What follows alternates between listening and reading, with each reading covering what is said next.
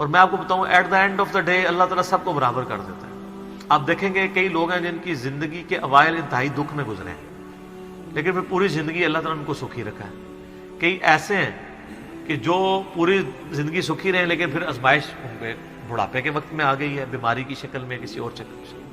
اور بعض ایسے ہیں کہ جن کو پوری زندگی غم سے عبارت ہوتی ہے.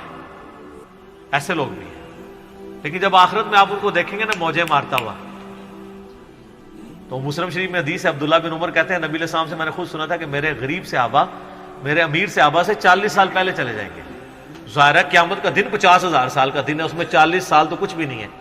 وہ 40 سال پہلے جنت میں چلے جائیں گے. لیکن 40 سال آپ دیکھ لیں کتنے زیادہ ہوتے ہیں صرف غریب ہونے. اس لیے عبداللہ بن عمر غریب صحابہ کے ساتھ بیٹھا کرتے ہیں کہ یار چلو چنگے دے لڑ لگ جائیے.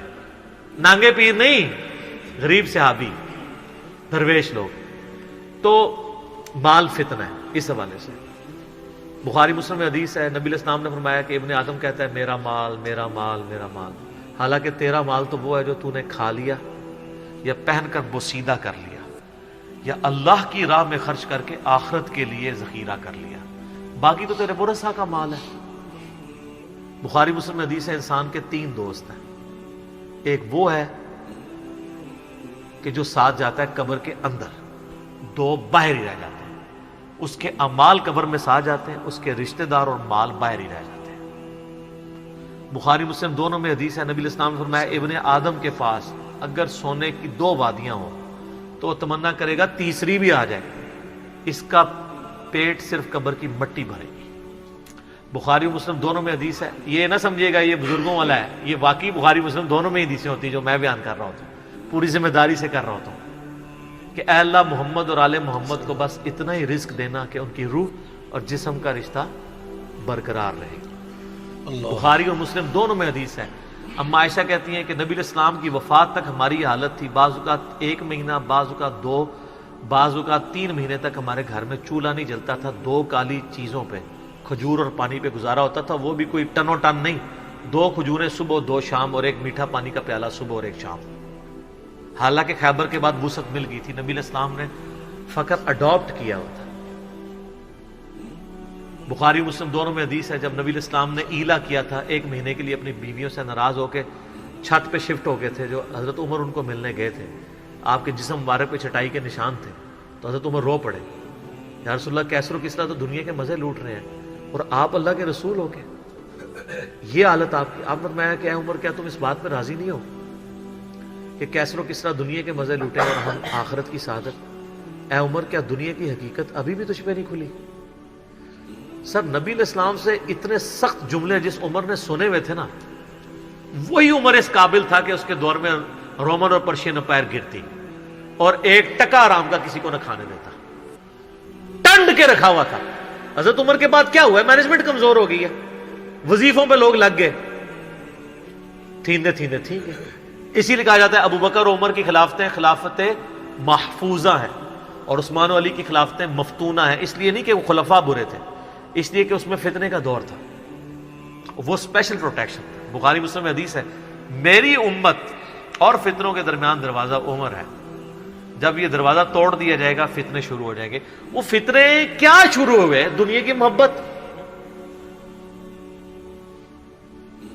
جو بخاری میں حدیث نہیں ہے، وہ جو نبی علیہ السلام جب ہجرت کر رہے تھے تو حضرت ابوبکر رضی اللہ تعالیٰ عنہ آپ کے ساتھ تھے. تو ایک شخص جو کافروں کی طرف سے 100 اونٹ انعام رکھا گیا تھا تو وہ پیچھا کرتے. ابن جوشم، کیا نام تھا اس کا؟ سوراقہ ابن مالک ابن جوشم.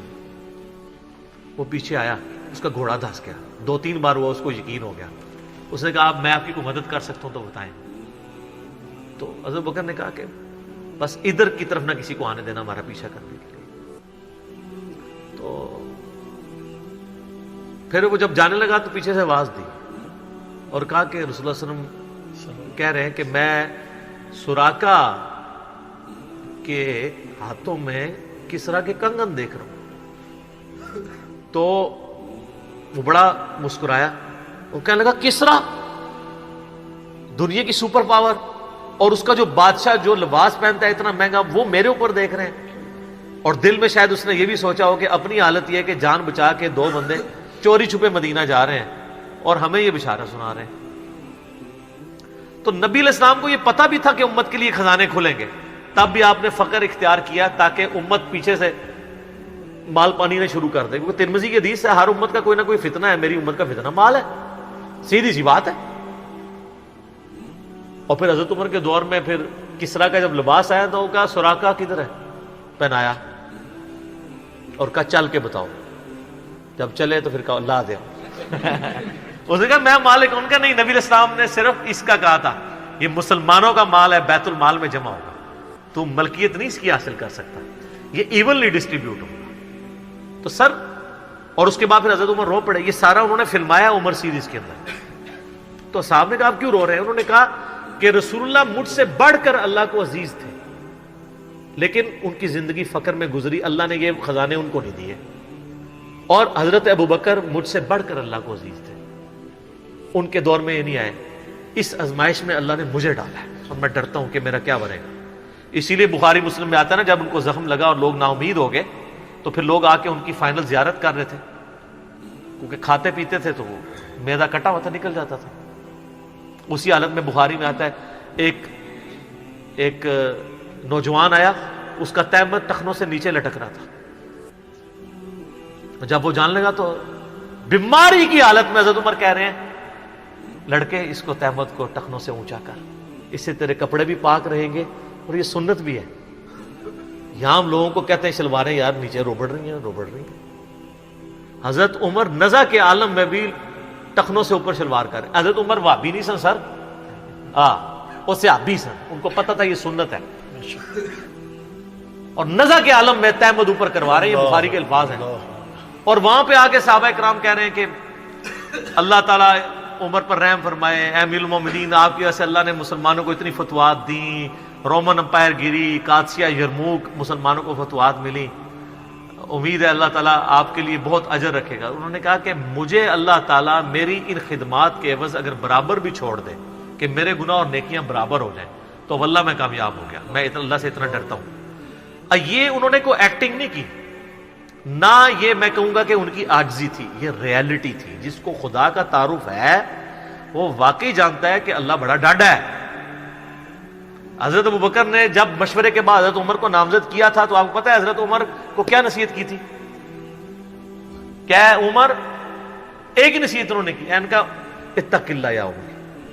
وہ عمر سیریز میں فلمایا انہوں نے, اللہ سے ڈرنا, اور جب تو جنتیوں کی طرف دیکھے نا تو دعا کرنا کہ اللہ تجھے اس میں شامل کر دے, اور جب تو دوستیوں کی طرف دیکھنا تو ڈرنا ایسے کہ کہیں تو ان میں شامل نہ ہو. انہوں نے نہیں کہا میں اشرا مبشرا ہوں, میں جس راستے پہ چلوں شیطان بھاگ جاتا ہے, یہ آپ مجھے کیا باتیں بتا رہے ہیں.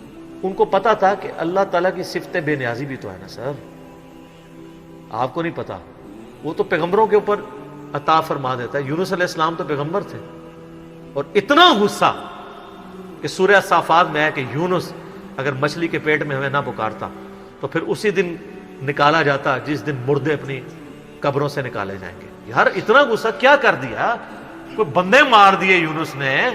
آپ یوٹیوب میں کلپ دیکھیں یونس علیہ السلام کا واقعہ تو آپ کو پتہ چلے گا. سر اللہ اپنے معاملات میں بہت سخت ہے. اللہ وہ نہیں ہے جس کا تعارف آپ کو کروایا گیا. پچھلے دنوں بھی وہ ہمیں ایک لیٹر کہیں کسی نے بھیجا, تو پھر ہم نے ان کو بھیجا کہ آپ میرا کلپ دیکھیں, اللہ کی رحمت سے دھوکہ, اور انجینئر محمد علی مرزا صاحب لکھے. تو اس میں وہ کہہ رہے تھے, وہ تارج میر صاحب کہتے ہیں کہ آج کل کے مبلغین نے لوگوں سے ان کا رب بھی چھین لیا اور ان کو ڈراتے رہتے ہیں. سر کیوں نہ ڈرائیں اللہ کے بندوں, قرآن کا ڈومیننٹ پورشن ہے ہی تذکیر ہے, بلکہ قرآن کا تعارف ہی تذکیر ہے, نصیحت ہے, ڈر سنانا ہے, ڈر سنانا. وَأُوحِيَ إِلَيَّ هَذَا الْقُرْآنُ لِأُنذِرَكُمْ بِهِ وَمَنْ بَلَغَ. سورہ الانعام آیت نمبر 19. اے نبی علیہ السلام فرما دو مجھے تو قرآن وہی اس لیے کیا گیا ہے میں تمہیں ڈر سناؤں, اور جس تک یہ کتاب پہنچ جائے وہ بھی ڈر سنائے. بخاری کے حدیث ہے آپ علیہ السلام ایک چوراہے سے گزر رہے تھے, کچھ صحابہ جو ہے وہ ہنس رہے تھے, آپ رک گئے. پھر آپ نے فرمایا جو کچھ میں جانتا ہوں نا تم جانتے ہوتے نا تو بہت کم ہنستے, زیادہ رویا کرتے. بخاری مسلم میں حدیث ہے، عبداللہ بن عمر کہتے ہیں نبی علیہ السلام نے میرے کندھے پہ یوں ہاتھ رکھ کے نا فرمایا تھا عبداللہ اپنے آپ کو مردوں میں شمار کرنا، یعنی سمجھو کہ آج میں گیا ہی کہ گیا۔ سر جب یہ تلوار کسی کے سر پہ لٹک رہی ہو نا پھر اس کا قبلہ سیدھا رہتا ہے، ادروائز وہ یتیموں کا مال بھی ہڑپ کرے گا، بہنوں کی جائیداد پہ بھی قبضہ کرے گا، اور وہ ماں باپ بھی جو اپنی زندگی میں بیٹوں کو سب کچھ دے کے چلے جاتے ہیں اور بیٹیوں کو محروم کرتے ہیں۔ ہمارے پاس تو لوگ آتے ہیں، ہم ان کو کہتے ہیں تمہارے ماں باپ دوزخ میں جل رہے ہوں گے، اب بھی ٹائم ہے کہ ان کی وصیت بدل دو۔ قرآن میں بھی ہے کہ اگر کوئی غلط وصیت کر کے جاتا ہے وصیت بدلو، اس کو عذاب سے بچاؤ۔ تو کئی لوگ ہیں میں نے دیکھا ہے ملینز آف روپیز انہوں نے ماں باپ کے مرنے کے بعد ان کے نام پہ ہوئے اپنی بہنوں کو واپس کیے ہیں کہ چلو یار ہمارے ماں باپ دوزخ میں جانے سے بچ جائیں گے۔ اگر آپ کے ماں باپ کی محبت آپ کے دل میں ہے نا تو خدا کے لیے اگر آپ یہ نہ کہیں کہ میرے ماں باپ دے گئے ہیں تو وہ جانے اور ان کا کام، یار وہ آپ کو دے کے گئے، آپ کے ساتھ نیکی کر کے گئے، اور آپ ان کے ساتھ یہ بھی نیکی کرنے کے لیے تیار نہیں ہے کہ جو مال انہوں نے کمایا تھا وہ ان کو دوزخ سے رہائی سے عطا کرنے کے لیے آپ ان کے لیے خرچ کر دیں جو آپ نے نہیں کمایا ہوا۔ تو کتنے بڑے ناہنجار اولاد ہیں آپ۔ سنن ابن ماجہ کی حدیث ہے تو اور تیرا مال تیرے باپ کا ہے، بہت بڑی بات ہے۔ ماں باپ بغیر اجازت کے بھی اپنے اولاد کے مال میں سے لے سکتے ہیں، یہ ذہن میں رکھیے گا، بڑا حق ہے۔ اور آپ لوگ یہ کام کر رہے ہیں، اور جو ماں باپ کر رہے ہیں خدا کے لیے ان کے پاؤں پکڑنے پڑتے ہیں، پاؤں پکڑے، ان کو کہیں کہ خدا کے لیے بہنوں کو اس طرح نہ کیا کریں۔ او جی ان کو جناب وہ جیز دے دیا تھا، وہ جیز تو زندگی میں دیا، وہ گفٹ ہے۔